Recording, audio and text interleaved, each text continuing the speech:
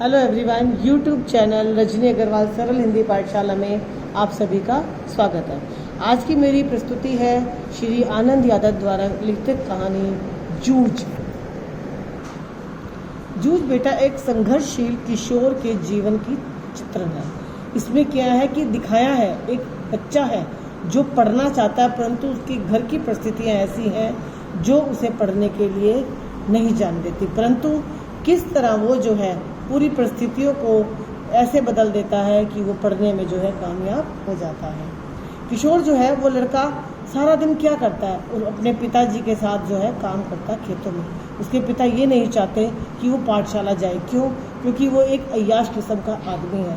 एक औरत के पास जाता है, जुआ खेलता है, सारे जितने गलत काम होते हैं वो सारे करता है। और एक दिन वो जो है उसकी माँ उपले बना रही होती है, तो वो जो अपनी माँ को पानी दे रहा होता है तो अपनी माँ से कहता है अपने मन की बात कि माँ मैं जो हूँ पाठशाला पढ़ना जाता हूँ। तो माँ जो कहती है बेटे तू पाठशाला कैसे जाएगा, तेरे पिताजी दद्दा जो है तेरे वो तुझे जो है इसके लिए जो है इजाज़त नहीं देंगे। परंतु किशोर कहता है कि माँ कोई ऐसा समाधान निकालो, मेरी पढ़ने की बहुत इच्छा है और मैं पढ़ना चाहता हूँ। उसकी माँ भी चाहती है कि उसका बेटा जो है 7वीं कक्षा पास कर ले। तो उसकी माँ को एक तरकीब सूझती है। गांव में एक व्यक्ति हैं दत्ता साहब। दत्ता उनका बहुत ज़्यादा रसूख है। वो कहती हैं तू चल मेरे साथ, और वो दत्ता साहब के पास जाती हैं और ऐसे ऐसे करके बताती हैं कि मेरा जो पति है वो जो है इसको पढ़ने नहीं देता और ये जो है स्कूल जाना चाहता है। तो दत्ता साहब उसे कहते हैं कि शाम के समय इसके पिता को मेरे पास भेज देना, मैं जो हूँ सारी परिस्थिति संभाल लूँगा। अब माँ को कहीं ना कहीं ये भी डर है कि जब उन्हें पता चलेगा कि मैं गई थी सिफारिश करने तो वो मुझ पर क्रोधित होंगे।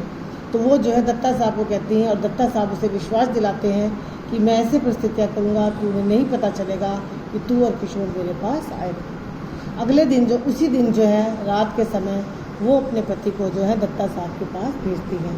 वो बड़ा खुश हो जाता है। क्यों? क्योंकि दत्ता साहब गांव के ऐसे रसूख वाले व्यक्ति हैं जिनके पास जाना कोई भी जो है बड़े सम्मान की बात समझता है। वो जब जाते हैं और पीछे से धीरे धीरे जो है उसकी माँ जो है किशोर को भी बहाने से भेज देती है दत्ता साहब के कहने पर। अब जैसे ही किशोर पहुँचता है तो दत्ता साहब उससे पूछते हैं रे लड़के तू कौन सी कक्षा में पढ़ता है? तो दत्ता साहब को वो बताता है कि मैं जो हूँ पाठशाला नहीं जाता क्योंकि मेरे पिताजी मुझे नहीं जाने देते हैं। तो अब उसका रुख दत्ता साहब का उसके पिता की तरफ होता है। वो कहते हैं तो इसे विद्यालय क्यों नहीं जाने देता? तो वो झूठ बोलता है कि ये जुआ खेलता है, सारे गलत काम करता है। और दत्ता साहब तब जो है उसे फटकारते हैं कि ये कुछ भी गलत काम नहीं करता, अय्याशी तो सारा दिन तू करता है। और वो उसे कहते हैं कि तू जो है इसे आज से जो है विद्यालय में भेजेगा।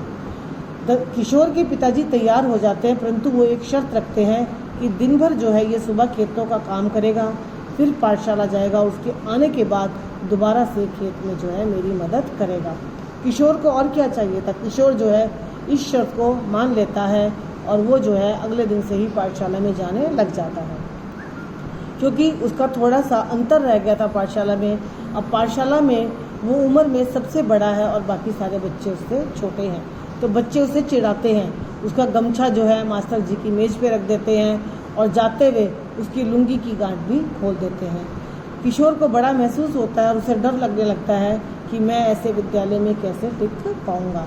मास्टर जी गलत काम करने वाले बच्चों को डांटते हैं और किशोर को थोड़ा हौसला मिलता है।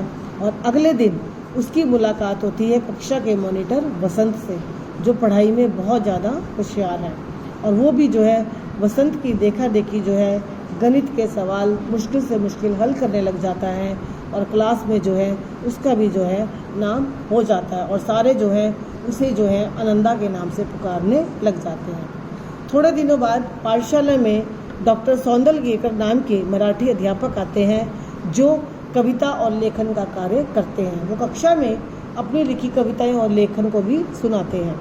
और क्योंकि किशोर जो है उनके अंदर कहीं ना कहीं लेखन के थोड़े से गुण थे, वो जो है उनसे प्रेरित होकर जो है लिखने का काम शुरू करते हैं। वो क्या करते हैं, खेतों में जब पक्षियों को भगाते हैं, पानी लगाते हैं, फसल देखते हैं, गाय भैंसों का काम करते हैं, तो वो जो है गाने गुनगुनाने लगते हैं और उनके हाथ में जो कुछ होता है उसी को वो बजाने लगते हैं।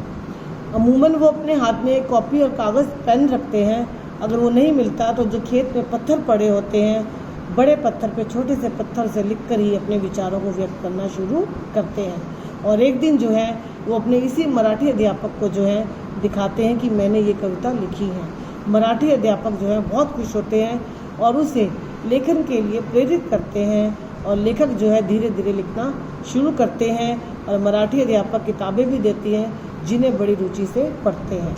तो बच्चों, ये थी एक कहानी कि किस तरह एक बालक जिसके अंदर लिखने के भी गुण छिपे थे और उसने संघर्ष कर कर अपने जीवन में अपने मकसद को प्राप्त किया और अपने पिता को पढ़ाई के लिए मना लिया और इस तरह उनका जो संघर्ष था वो पूरा होता है। तो बच्चों, ये था पाठ हमारा जूझ। आशा करती हूँ आप सबको बहुत अच्छे से समझ आ गया होगा। धन्यवाद।